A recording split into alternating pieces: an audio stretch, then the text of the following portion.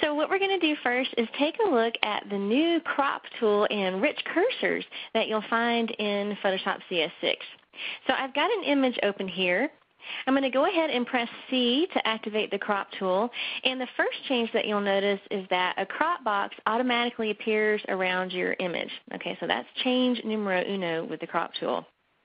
The next thing you'll notice is that in the options bar here, we've got a pop-up menu of aspect ratios. You can use this pop-up menu to change the shape of your image. It doesn't necessarily mean you're going to change the physical dimensions of your image. Okay, so for example, if you've shot an image with a wide-angle lens and you want to frame this baby, you would need to change the shape of the image in order for its aspect ratio to match the frame. Okay, so you can pick from frequently used numbers here in this pop-up menu.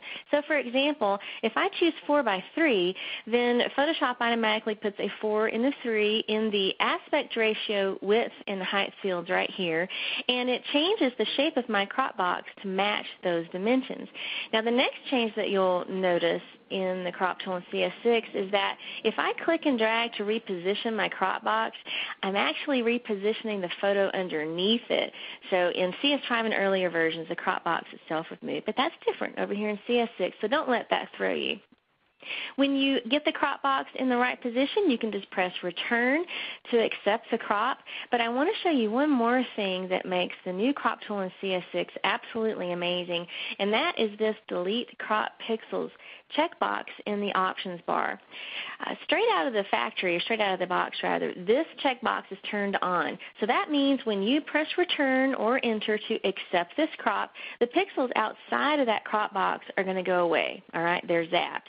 But if you turn that off, okay, so you can see I've turned it off here, then if we accept this crop by pressing return, and then I'm going to save the document by choosing File, Save As, and I'm just going to throw it on my desktop here. So crop example, press OK. I'm going to close that file. If I reopen that file today or a year from now, I can retrieve those previously cropped edges. It's really amazing. So the first thing you do is you open the image, you press C to grab the crop tool, and then before doing anything else, you're going to press return and look at those edges come right back. So that's the big new thing with the crop tool in CS6 is if you turn off that delete crop pixels checkbox, it does become truly non-destructive. I want to show you one more thing about the crop tool before we move on. If you really do want to change the dimensions of your image, then you can type in, or pixel dimensions rather, you can type in a unit of measurement in these aspect ratio width and height fields. For example, I'm going to go ahead and click the clear button up here at the top right of the options bar to zero out all my settings. So if I wanted to, let's say, crop this image down to 800 pixels by 600 pixels, let's say if I was going to email it or post it on a website, then I could simply type in 800 px for pixels or in for inches, press the tab key, 600 px, and now when I press return to accept the crop, you can see how my image resized within my window. It really did change the pixel size. So just remember that if you use dimensions from this pop-up menu, you're changing the shape or aspect ratio of your image. If you really do want to change pixel dimensions, then you can dial in the unit of measurement here. You'll also notice there's no resolution field anymore, but if you really want to change resolution and crop your image at the same time, all you have to do is choose size and resolution from that aspect ratio pop-up menu, and you'll get a little dialog box that lets you do that. It takes a little bit of getting used to, but once you spend some time with the new crop tool, I believe you'll like it. All right, so we're going to close that image by pressing Command or Control W to close the window. And the next thing I want to show you is Photoshop's new rich cursors. So for example, if you take a peek in my Layers panel here on the right of the screen, you can see that I've got our Supergirl here. Here's turning her on and off so you can see what's on that layer. So we got Supergirl on one layer and the Golden Gate Bridge on another layer. Well, if I press V to grab the Move tool and I've got the Supergirl layer activated, as I click and drag to move her around, you get a little rich cursor. You get a little black overlay of information that appears next to your cursor. Depending upon what you're doing, different information will appear. So since I'm moving her around with the Move tool, you're seeing dimensions of how far I've moved her from her original starting point. If I were to resize her by choosing Edit, Free Transform, or pressing Command or Control T, as I click and drag one of the corner handles inward, now I'm getting width and height dimensions of that particular layer content. And this is really, really helpful. So rich cursors are a great thing. You're going to see them pop up on a lot of different tasks that you're doing. And again, depending upon what you're doing, the information will change. So that's another neat thing in CS6. So I'll close this window. Let's talk about another super handy production feature. Okay, so here we've got a document, a little ad I made for a conference I was teaching at called Geek Girl Camp. Happens in Cape Cod every spring. So over here on the right-hand side of my screen, you can see a really long layers panel. Okay, it is riddled with all kinds of stuff. Let's say, for example, that I wanted to change the font on all of my type layers. Well, it would take me a fair amount of scrolling to go through and locate all the darn things to begin with. But with new layer filtering in CS6, I can get to particular layers immediately.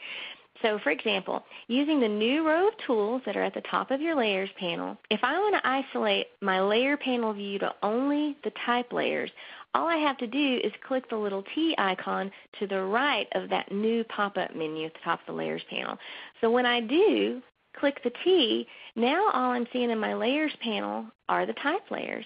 Now you'll notice that they're not being hidden over here in the document. They're only being hidden from view in the layers panel. So it's not the same as toggling layer visibility off and on. You're simply restricting your view of layers to criteria that you set using that new row of tools. So for example, if I really did want to change the font of all these layers, now that I'm only seeing the type layers in the layers panel, I can quickly go up to the select menu, which you guys probably can't see, but you know it's up there. Select all layers or press Shift-Command-A or Shift-Control-A on a PC. All of those layers become highlighted in the layers panel. Now I could pop open the character panel and I could change fonts to something else. And if you look over there in the document, you can see that all of those fonts changed simultaneously. I'll go ahead and press Command or Control Z to undo that change. You can also find layers according to if they have any layer styles applied to them, naming, color coding, all kinds of things like that. So I'll go ahead and click the T again to turn that off and quickly show you by using the pop-up menu here. I can search for all the layers that say have a drop shadow. Okay, so I changed that first pop-up menu to Effect, and now it's asking me with the second pop-up menu, what effect are you looking for? So I could choose drop shadow, and then here I can see that I've got 4 layers that have a drop shadow on them in case I want to change the size of that shadow, for example. So really handy production tool with this new layer filtering. So let's go ahead and close that document. And we will go on to the next thing, which is, dun dun dun, dashes and dots, people. Oh yes, all kinds of wonderful stroke and fill options finally here in Photoshop CS6. Illustrator has had stroke and fill options for a bazillion years, and designers have been screaming to have them in Photoshop, and we do now. So for example, if you need to point yourself out in a superhero photo, very practical thing, don't you agree? Well, you might want to circle yourself in that photo. So I'll go ahead and turn off the layer that I created for you. Now we're going to go down here towards the bottom of the Tools panel, and we're going to choose one of Photoshop's vector tools. The vector tools live underneath the Type tool and the Pen tool, so they live down in that vector section of tools. And if you want to circle yourself in a photo, let's go ahead and choose the Ellipse tool. Well, up here in the options bar, you're going to notice that it's been completely redesigned anytime you've got one of Photoshop's vector tools active. So the Pen tool or one of the built-in shape tools, you're going to see this new set of options. This options bar was completely redesigned where it applies to vectors. So what we've got is a new fill pop-up menu, so you can set the fill of the shape or the built-in shape that you're about to apply, or the hand-drawn shape that you could draw with a pen tool. So you've got new fill options here. We've got stroke options. You can control the size of your stroke, width of it rather. And here in this new pop-up menu, you can control the way the stroke looks. So this is where you can get your dashed and dotted lines. So we're going to play around with that for just a minute here.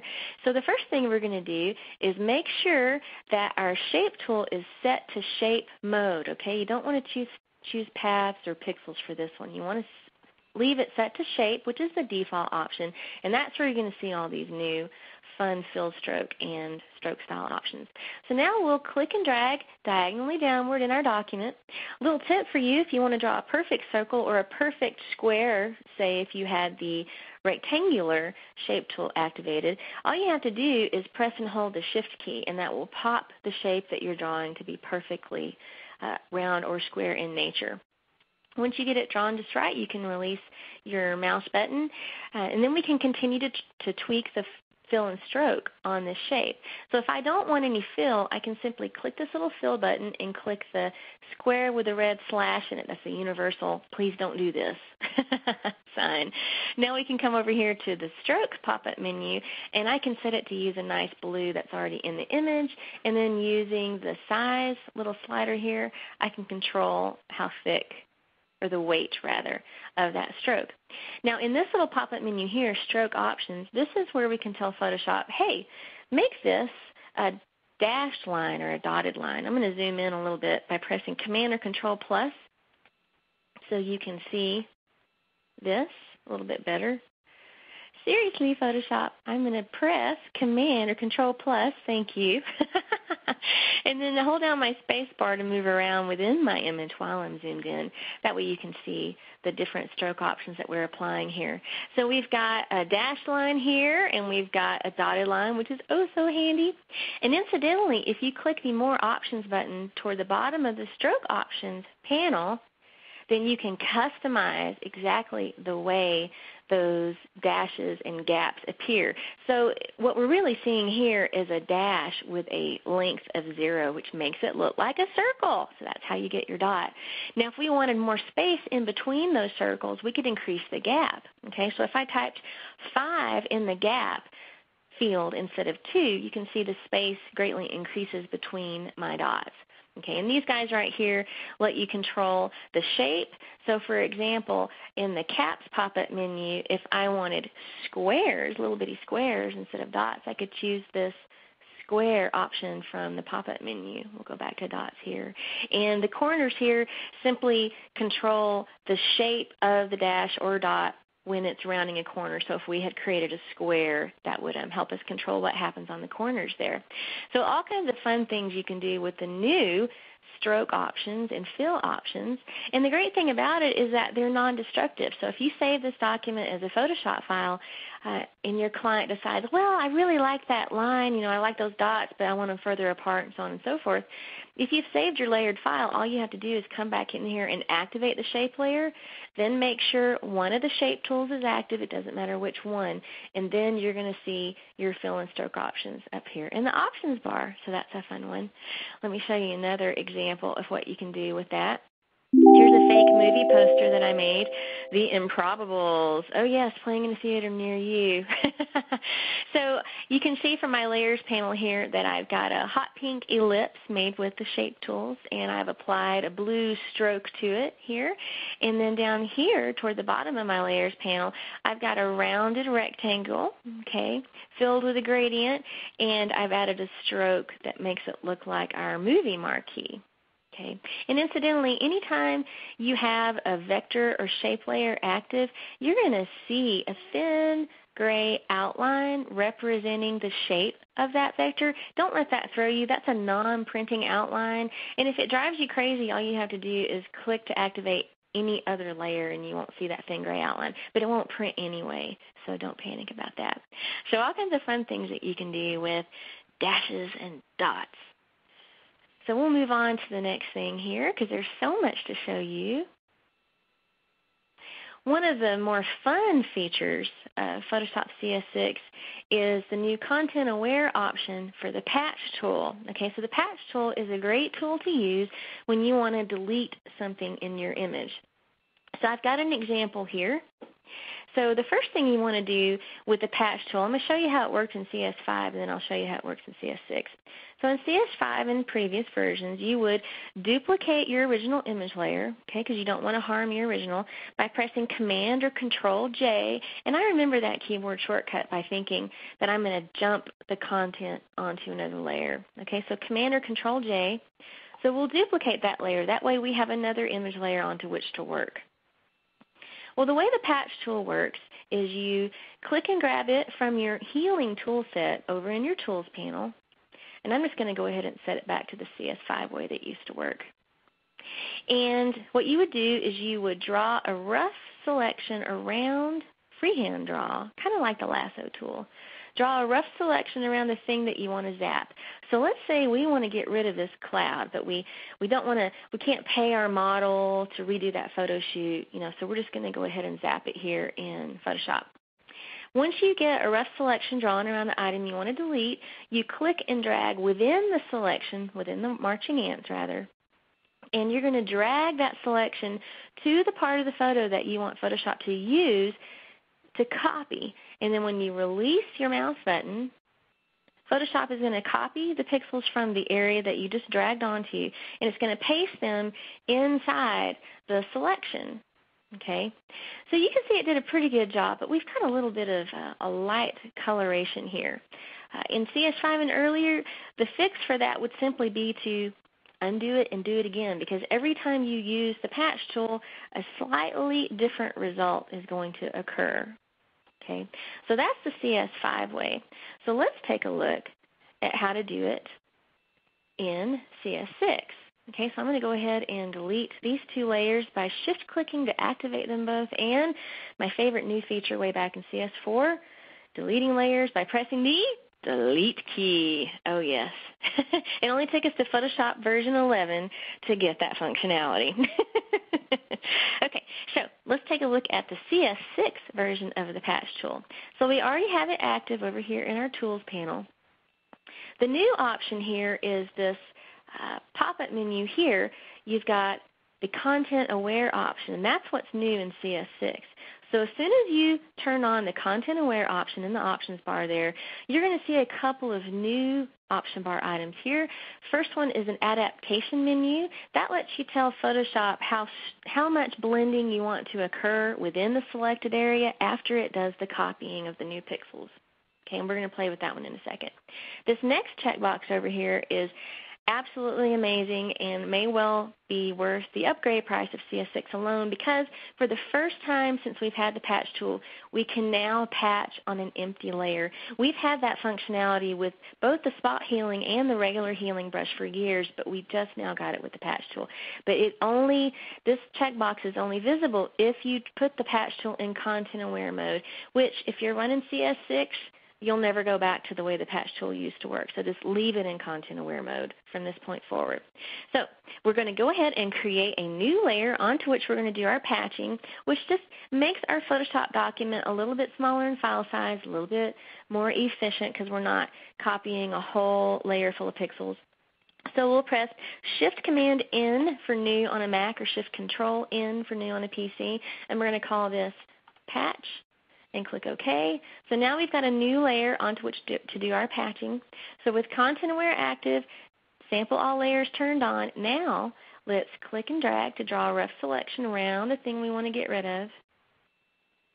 Drag it to a new area that you want Photoshop to use as the fill.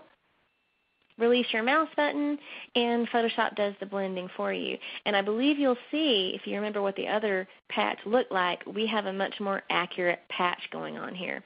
I'll go ahead and leave that selection on screen for a moment because we want to come back and talk about the adaptation menu. Remember I said it helps you determine how much blending is happening within the selection area, but you can experiment with that even after you've done the patch to see which one of those algorithms is going to provide the best result for you. So you can do that after you've done the patch. You do need to leave the selection active though, okay? So depending upon your image, one of these adaptation methods is going to look better to you than another, so feel free to play around with those. I'll go ahead and close that image and open up another one just to show you what you can do with the patch tool. Here's our before. Here's our after. So quickly just running through that again, we're going to press Command-Shift-N on a Mac or Control-Shift-N on the PC. Call this patch. We're creating a new layer onto which we're going to do our patching. Our patch tool is already active in the Tools panel. Make sure you've got ContentAware selected from the patch pop-up menu. Choose Sample All Layers. Make sure you've got the empty layer activated, and draw a rough selection around the item you want to zap. Now, a little known fact is that you really don't have to freehand draw this selection. You could create a selection using the tool of your choice before you switch to the patch tool. Okay, so you don't have to do this particular way. You could say use the quick selection tool and then to get your selection and then switch to the patch tool. So once you've got your selection, click and drag to tell Photoshop which part of the image you want to use, and I'm going to make sure that my horizon line is still lined up here, and then you release your mouse button, poof, your little superhero is gone. That's right, even bands of superheroes break up. It's sad but true. So we'll go ahead and close that image and keep cruising on through the fabulous new stuff in CS6. Also new in the content-aware realm is a new tool that appears in the healing tool set. It's called the ContentAware Move tool. Okay? And what it does is it lets you scoot objects around within your image. So for example, if I mouse over here to my layers panel and I toggle the visibility eye off and on of this new layer I created, you'll see that the original image had these little soapbox racers dead even, all right? So if you're the soapbox racer on the left and you've got Photoshop CS6, well, of course you can change reality, can't you? So let's go ahead and create a new layer onto which we're going to do our scooting. So Shift-Command-N for new document or Shift-Control-N. We're going to call this Move. Click OK. Now let's go grab our ContentAware Move tool from the healing tool set. And in the options bar, you'll see a mode pop-up menu. There's a couple of different modes you can use for this tool. You can either move an object, which is what we're going to do now, or you can extend an object, which is what we're going to do here in a minute. So we'll go ahead and choose Move. We've got the same adaptation menu, which again lets you control how much blending Photoshop is doing to make this move look real. And in order to use the tool on an empty layer, you want to make sure you turn on Sample All Layers. So now we're going to do the same thing again. We're going to make a rough selection around the item we want to select. Okay. Again, you could use the quick selection tool first to create your selection and then switch to the Move tool. But I've done this about 100 times on this image, and I've gotten frighteningly good at freehand drawing this selection. Now you'll notice that I'm not staying really tight to the soapbox because I want this to look real. I need to catch the shadow on the pavement there. Okay, so if you had started out with another selection tool and you had a really close selection, let's say you had used the quick selection tool, then you would definitely want to go up to the select menu and choose Modify, Expand, because creating your selection, making it a little bit larger to encompass some of the free background, just helps Photoshop do a better job at making the move look realistic. So we've got a good selection here. Now we're going to click and drag within the object, and we're going to scoot him down just a little bit. Now for this tool to work, you really don't want to move the object very far. Okay, so we're not going to move him way down here. Let's not be greedy, people. We're only going to move him just a little bit. Okay, so think scooting. I wish this would have been called the ContentAware Scoot tool instead of the Move tool, all right? So as soon as you release your mouse button, Photoshop is going to do its magic, and I'm going to go ahead and choose Select, Deselect, or press Command-D, Control-D on a PC to get rid of my marching ants so you can see what an amazing job this tool did. Now, you will have a little bit of cleanup to do on most images. I zoomed in by pressing Command plus or Control plus on a PC, and you can see that I've got a little bit of cleanup to do around these two wheels. But that's nothing that the Spot Healing Brush or even the Clone Stamp tool can't fix. So as with most things in Photoshop, these tools it's good to use the tool that will get you the farthest along on the task you're trying to create. That way you have very little fine-tuning to do, but you're always going to have a little fine-tuning to do. So while this tool is amazing, you're still going to have a little touch-up work to do, which is totally fine. So let's go ahead and close this image, and I'll show it to you again on another one. So here we've got these super girls. They're oh so cute. So this time, let's go ahead and use the quick selection tool. So I'll show you how to do that one. We're going to go ahead and grab our quick selection tool. I'll zoom in a little bit. And then we're going to click and drag to paint across our chick that we want to move, our little super girl, and then we're going to expand the selection. So you can either click and drag with the quick selection tool, or you can just click. If you've got decent contrast, you can probably get away with just clicking. Okay, so I'm going to put the tool in subtract mode by pressing and holding down a modifier key. That's Option on a Mac or Alt on a PC, because I don't want to get that part in the selection. There we go. So now let's expand our selection by choosing Select, Modify, Expand. And we're going to expand it by about 15 pixels or so. In fact, I might expand it by a few more, maybe 10 more. There we go. And I can see I've got a little bit in my selection over here that I don't want. So again, I'll press and hold Option or Alt on a PC and paint back over the area that I do not want to be included in my selection. Now I'll zoom back out a little bit by pressing Command minus or Control minus. So now we can switch to the Move tool, or the ContentAware Move tool. Okay, let's go ahead and create a new layer onto which we're going to do our moving. We'll call this one Scoot. All right, so now we're going to go back to the Tools panel, grab the ContentAware Move tool, make sure we've got all of our options set appropriately in the options bar. So we've got Move as the mode, Sample All Layers turned on. Now let's click and drag within the selection to scoot her over a little bit closer to her cohorts. And when you release your mouse button, Photoshop is going to do whatever copying it sees fit in order to make that look realistic. So I'll go ahead and choose Select, Deselect, zoom back in a little bit. What an amazing job, right? A little bit of touch-up to be done right over here to the left of her cape, but overall, way, way faster than you could ever have done this with previous tools. Now I'm noticing a couple of questions coming in the Q&A area. We are going to address those at the end of the prezo, but I want to make sure that I get through all of this wonderful stuff for you to see. So now let's close this image, and I want to show you the extend portion of that tool. I'll zoom in a little bit more. So here is our original, and here's what we created. Works exactly the same way. What we're going to do is create a rough selection, create a new layer, so we'll call this Extend. We'll go ahead and do the selection with our Move tool because this one's pretty easy. So just click and drag to select the area that you want to affect.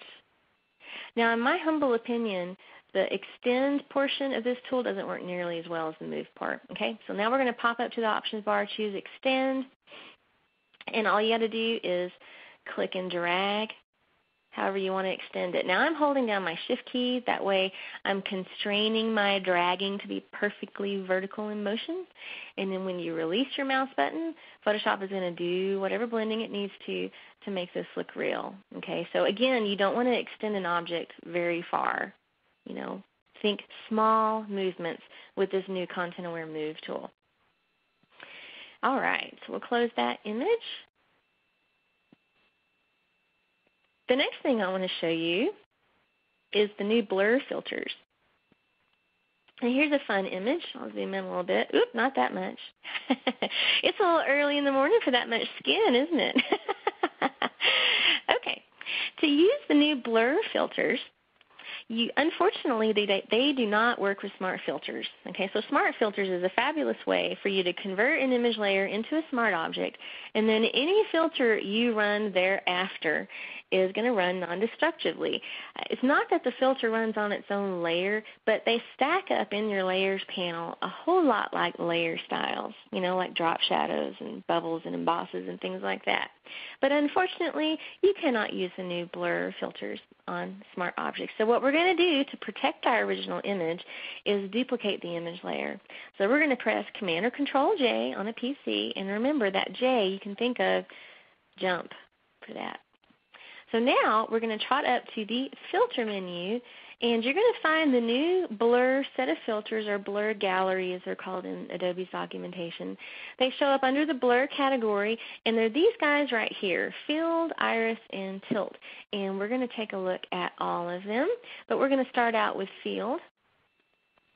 And the first thing you'll notice here is that your entire Photoshop workspace changes. This is brand new, and it is really cutting edge software design, and once you get to using this, you're going to love it, and you're going to see this particular full screen workspace change come into play on a lot of tools in the future as we, get on down the road to CS7, CS8, and so on and so forth. So what we've got is a nice, nearly full screen preview. Our tools panel and everything has been hidden, so we can really focus on our image. And we've got a set of sliders over here on the right-hand side that control various things. The great thing is that you'll probably never have to use this first set of sliders because these new blur filters have a unique on-image adjustment tool. And that's this funky little target that you see here in the middle of my screen. Okay, so this part in the center is called a blur pin. You position that pin on the part of the image that you want to affect. Okay, so when you first open this image, Photoshop adds one blur pin and it sets the blur strength to about 15 pixels. Okay, you can control that blur strength by clicking and dragging in a circular motion this little black to white edge on that blur ring. Okay, so the more black you have on the blur ring, the lower the blur strength. And you can see the blur slider on the right-hand part of my screen changing as well. So the more white you have, and again I'm dragging in a circular motion, which takes a little bit to get used to, then you're increasing the blur. So I'm going to go ahead and leave that one set about 19 pixels in strength. And if, for example, we wanted our lady to be in focus, then we could click to add another pin, and we could set that pin to 0 blur strength. Okay, so now we've got, 0 blur strength. Thank you, Photoshop. So now we've got our lady in focus and our dude out of focus. And to temporarily hide these pins so you can see your image better, you can click and hold the H key, H for hide, on your keyboard. So you can see that pretty quickly you can create a very unique shallow depth of field image. And to delete a pin, all you have to do is click to activate it and then press the delete key. So for example, if we want our guy to be in focus, then I could drag the blur pin over that doesn't have a blur on it to him, and then I could drag the pin that had a blur strength of about 19 or so on it onto the lady, press H to hide our pins, and you can see we've created a very different image. So just whatever is important to you in your image, if you don't get that shallow depth of field going on in your camera, you can certainly do it here in Photoshop easier than ever. In previous versions, you would have to use that lens correction dialog box, and boy howdy, create an alpha channel, several steps, and this just could not be easier. So we're going to go ahead and click cancel, and I'm going to show you the next kind of blur. Now you'll notice with the field blur, we didn't really have much control over the size or shape of the actual blur. Okay, all we had was blur strength and blur placement.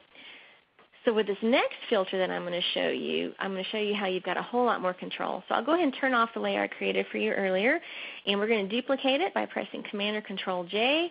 Now we're going to trot up to the filter menu, choose blur, and this time we're going to pick iris blur. Now you'll notice right off the bat that we've got different kind of on-image control going on here. We've got the same little blur pin.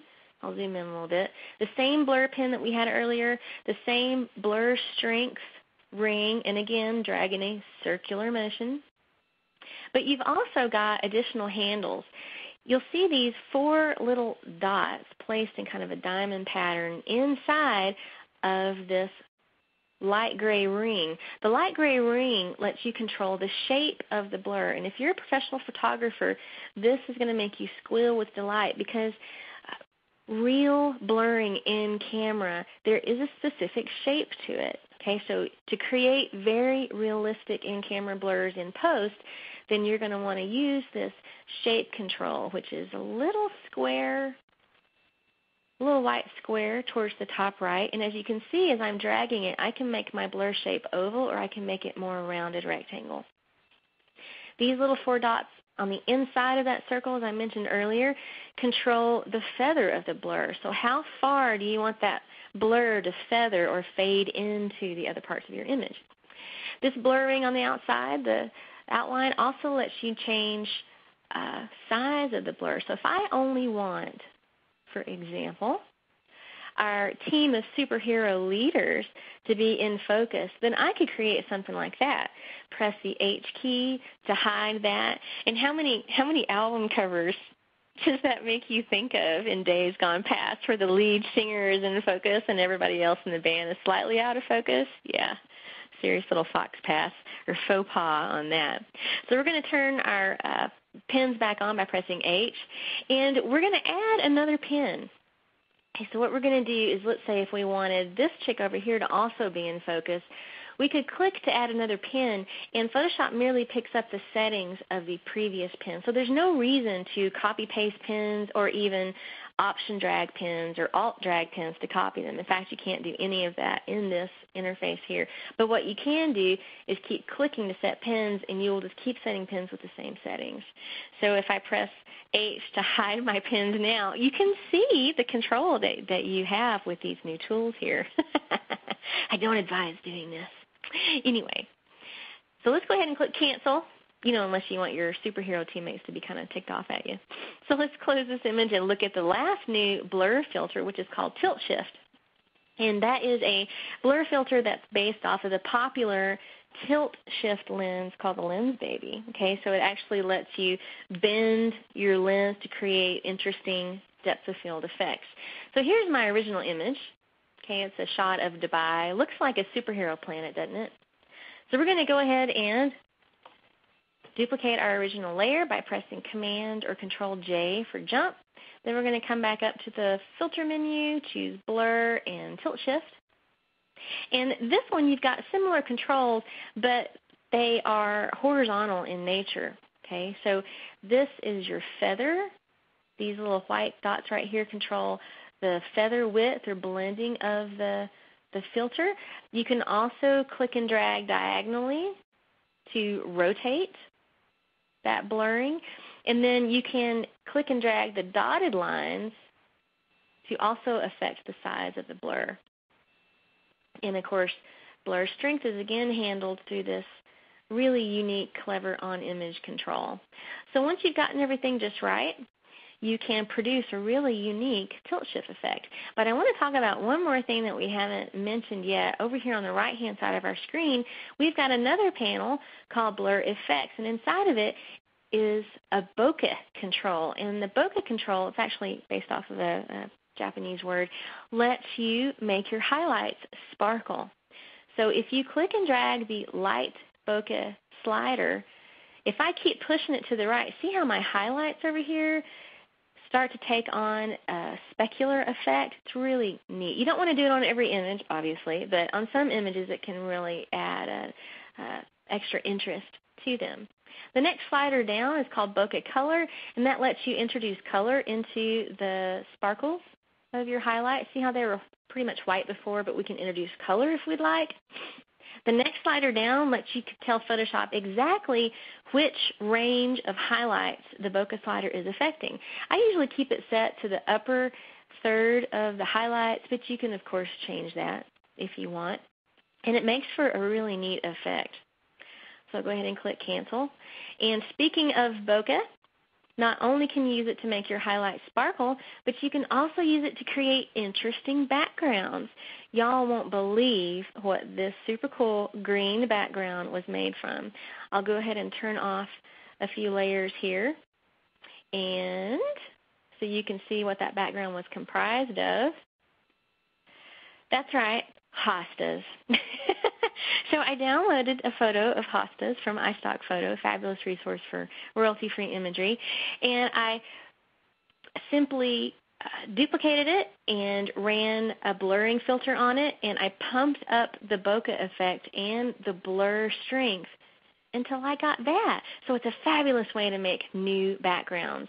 Here's another new background that I made, and this one was created from, you'll never guess it, grass.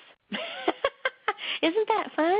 There is just no end to the things that you can do with these new filters. So consider the blur filters for shallow depth of field effects as well as creating brand new backgrounds from oddball things. So let's keep cruising on here. Now we're going to talk about the new adaptive wide angle filter. Anytime you shoot with a wide angle lens or a fisheye lens, you can get some geometric distortion. So in other words, things that are supposed to be straight look curved. So for example, our horizon here definitely was not shaped like that, or at least we hope it wasn't. So what we're going to do here is, because this particular new filter does work with smart filters, we're going to trot up to the filter menu and choose Convert for Smart Filters. Now we're going to go back to the filter menu and choose Adaptive Wide Angle. So that's a new filter in CS6. As soon as it opens, what you need to do here is take a peek down at the bottom left of that dialog box, and if you see your camera model and lens model, then that is a good indication that this filter has located your lens and camera profile from its vast database. And if that is the case, then all you have to do to fix this image is click once where the distortion starts, mouse over to the area where the distortion ends, and I'm not holding down any modifier keys, but you can see I've got a little light gray line that is exactly following the curve of my distortion. Again, that's because Photoshop was able to find my camera and lens in its database. So all I have to do is tell it where the distortion starts and ends by clicking, and poof, automatically it fixes that photo. Now, if it didn't find your camera and lens profile, then you can certainly have a go at the manual controls, but unless you're using just an off-the-wall camera, if you're shooting with Canon or Nikon, it's going to find your camera and lens profile. So that's all there is to that one. It is incredibly easy to use, way faster than fixing this kind of stuff in the lens correction dialog box as we have done in previous versions. So I'll go ahead and click OK to apply that. And as you can see here in my layers panel, the change happened non-destructively because we used smart filters. Now, not only does the adaptive wide angle filter let you fix distortions, but it also lets you create them. That's right. So my good friend Kevin Ames of Ames Photo, AMES Photo.com, played around with it, and this is what he created. So here's his original image. So he duplicated that layer, created a smart object out of it, and then he used the adaptive wide angle filter to distort it in a very Salvador Dali type of way. So not only can you use the adaptive wide angle filter to fix geometric distortion in photos, you can also add geometric distortion in photos to create a unique piece of art. So that's just a little sample of what you can do with that filter. Another new filter that I'm absolutely in love with is called the oil paint filter. So here is what you can do with that filter. I'm going to zoom in a little bit so you can appreciate some of the brush textures that we're seeing here. So to use this filter, I'm going to go ahead and turn off the copy I made. And so we're back to our original image. So the first thing we're going to do is to protect our image by converting this layer for smart filters.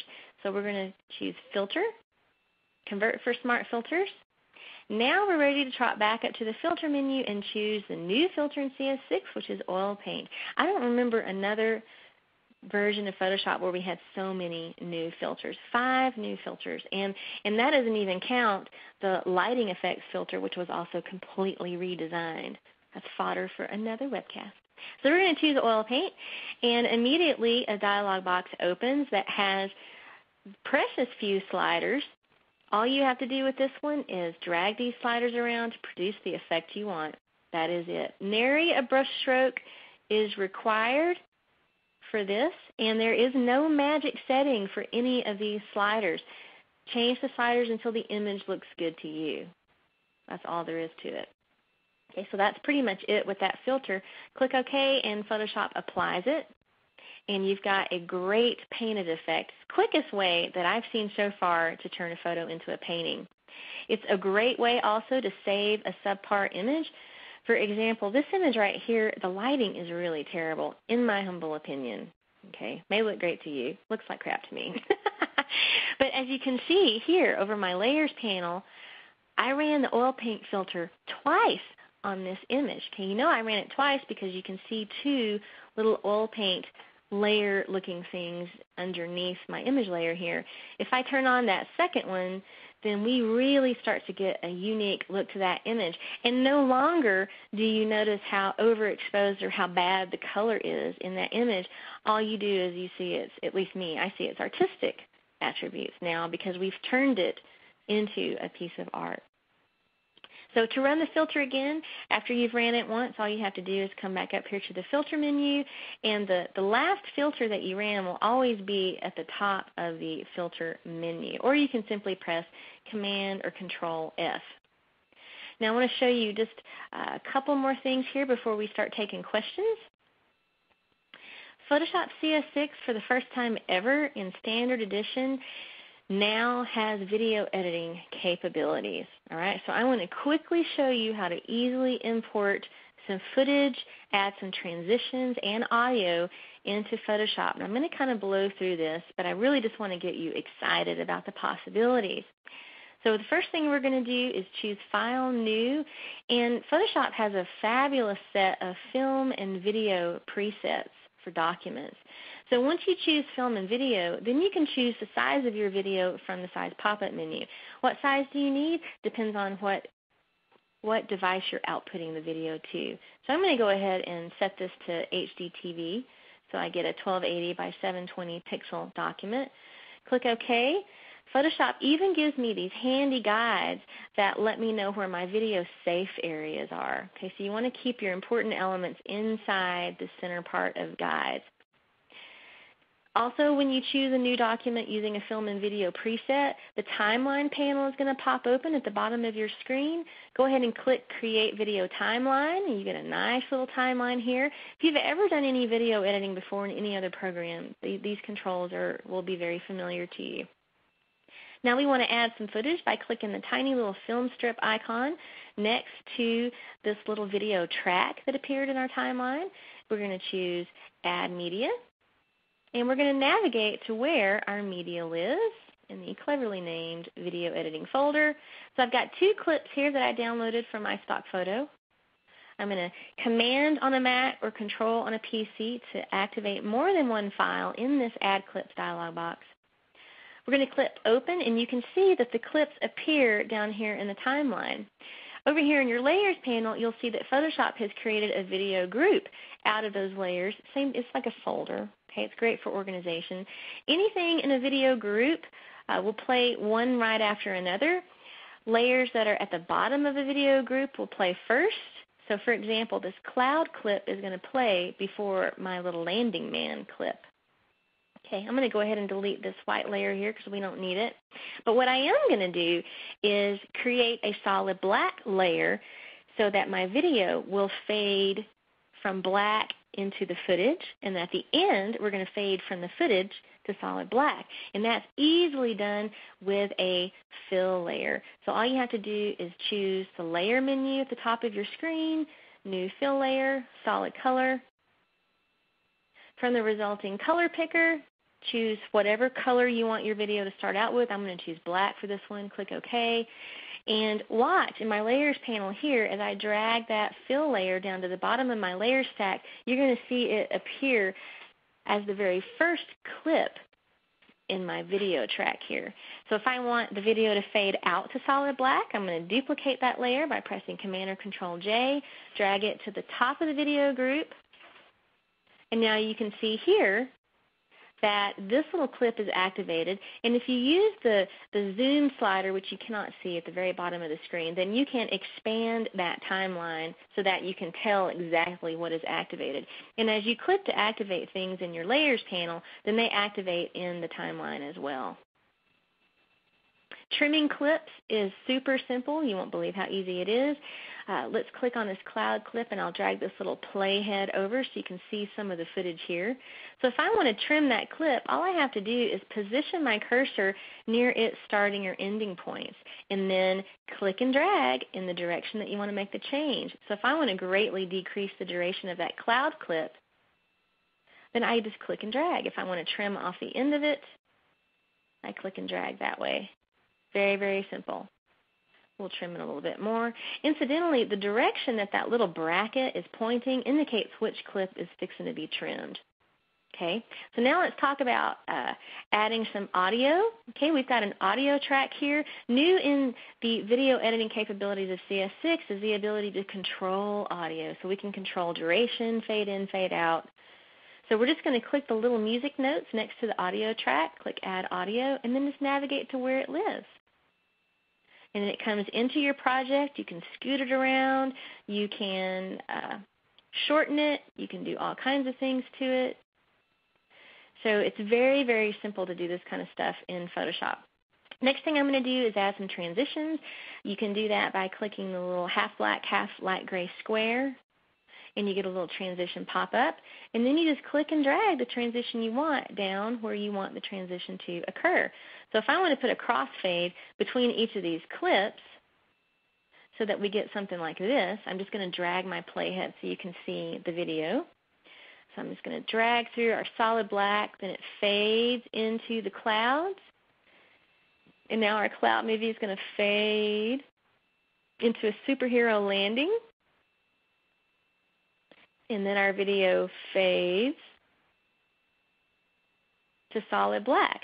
Now I'm not going to make you sit through everything else I did. What I am going to do is open up the finished file, and I'm just going to scrub through it so you get an idea of the kinds of things that you can create in Photoshop. So here we go. I'm just going to press the space bar to play. So I added some text. You can see on my layers panel what I've got going on here. So we've got our cloud video, and you can't hear my audio, but if I scroll down to my timeline panel, you can see some of it. I'll show that to you here in a minute. So we've got our superhero landing. He looks around. Then he's going to fade out to solid black, which is just a fill layer. And then our text comes up and fades out, The Legend of Suitman. So you can create some really complex videos here in Photoshop. I'm going to close that one real quick. And I just want to show you one more thing, and then we're going to take some questions. I want to show you just a little bit about the new features in Camera Raw 7. The big deal about Camera Raw 7, which is a powerful plugin that gets installed in Photoshop, and it lets you correct color and lighting of images shot in RAW format. You can correct color and lighting in JPEGs as well, but you don't have as much flexibility. Well, the big new thing about Camera Raw 7 is the reordering of sliders in the basic panel. There's a big overhaul in the process version as well. So that's the math behind the translation between the raw image, the raw negative, and the JPEG, which is what you're going to create out of this. So the sliders were reordered. Some of them are gone. Some of them were replaced with new sliders like highlights, shadows, whites, and blacks. And they're all set to a consistent starting point of 0 instead of just random numbers. But what I do want to show you really quickly is how much better the math or the process version behind this new Camera Raw 7 is compared to earlier versions. So what I'm going to do is just quickly adjust the exposure of this image because it was really underexposed. I'm going to drag the exposure slider to the right. I'm going to lighten my highlights just a touch, darken my shadows. And I do have my shadow and highlight clipping warnings turned on. So if I push either the shadows or the highlights to a point at which they become either solid black or solid white, then I'm going to see those areas appear as red or blue within my image here. But I'm not seeing hardly anything like that. So let me show you what you would have gotten in earlier process versions.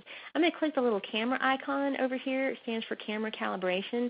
And from the process pop-up menu, I'm going to change it to what we had in previous versions and watch for the areas that have gone solid black or solid white. You're going to see them appear as royal blue and bright red.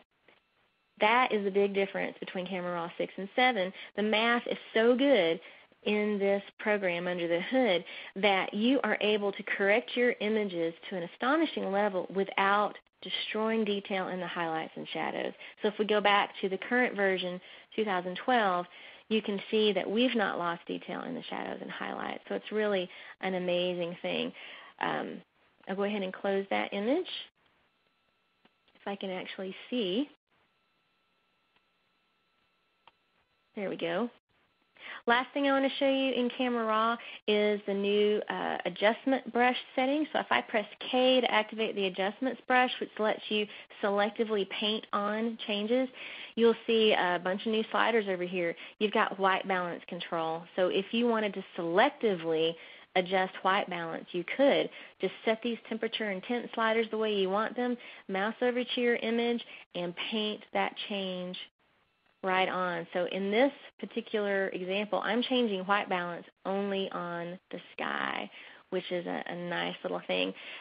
So all kinds of new things in Photoshop CS6 and Camera Raw 7. Oh, just thank y'all all for tuning in. I really appreciate all the compliments. I hope you enjoyed it. I hope you will connect with me on Twitter and Facebook. My Facebook page is facebook.com/photolesa, and I'm happy to answer questions there or on my website.